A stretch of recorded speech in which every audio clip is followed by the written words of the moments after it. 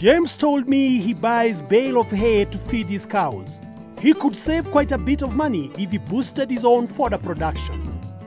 That's why I have invited Ruth Othiambo from the International Center of Tropical Agriculture, CIAT, to advise how.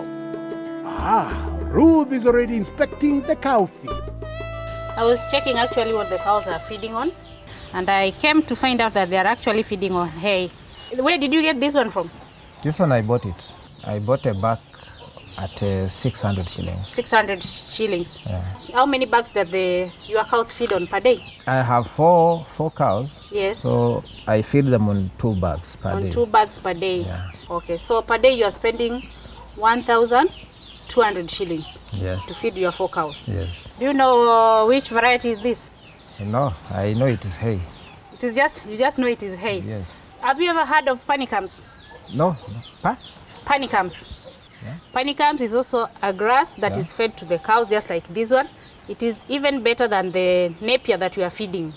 It is better in terms of protein content. Yeah. We know that the napier has a protein content of between 8 to 10%. Yeah. Panicum has up to 14%. Yeah, and it is also drought resistant. If you had planted panicum, you will be having your forage grass on your farm, just harvesting and feeding to the cows, or maybe you would have made your own hay. Yeah. You would have saved that. They actually grow fast and mature very early. The normal growth period for panicum is up to 8 weeks, but during rainy season you can harvest between 4 to 6 weeks. Yes. That is the time you harvest, and then you do the hay or you do the silage. Then you feed during the dry season. You'll be having feed throughout the year. Yeah. So for now, we'll be preparing nursery. It is easy to manage in the nursery, like weeding and watering. You are also sure of your plant population when you do from nursery. Like you'll only be selecting the good ones from the nursery that you transplant. Okay, I'm sure you have gone around the shamba and you have maybe identified a place where we can put up the nursery. Yes. All right, let's go. Okay. Let's get straight to it. First, we need to measure out the nursery bed. It should be 1 meter wide and as long as you want. It's good to raise your bed so you can easily manage your crop. Here's what to do. Take the rope and peg it into the ground. Roll the rope out across the length of the nursery, making sure that it's straight, and peg it on the other side.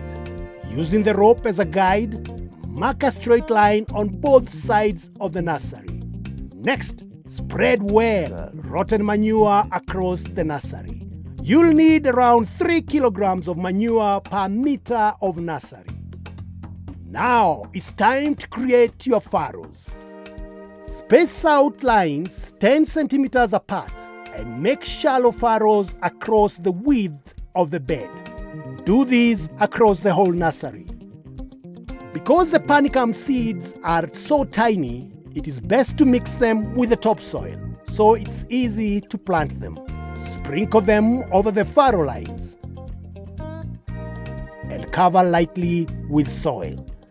Lastly, spread mulch across the field. This will protect the seeds from the sun and keep the soil moist. It is best to water in the evenings when it's nice and cool. How much water should the farmer sprinkle on the nursery for now? Just make sure that the water is enough but not excess to overflow. Then every week you'll be checking for presence of weeds, and then you also check if the seeds are starting to emerge. After the seedlings have formed like 3 to 4 leaves, you start hardening off. By hardening off, I mean you reduce the water that you are sprinkling, and then you also reduce the mulch. That will now expose the plant to the harsh environment before you do the transplant. So what do you have here? The variety that we have planted and date of planting that I've just brought to the farmer. One last thing before we call this nursery completed. Ruth instructed Caris on how to build a cover for James' nursery. This will help keep the seeds protected from the harsh weather as they germinate. Caris has done it again. The nursery is good to go. Now that the top cover is in place, we can remove the mulch from below. If James takes care of his panicum well, it can last him up to 10 years.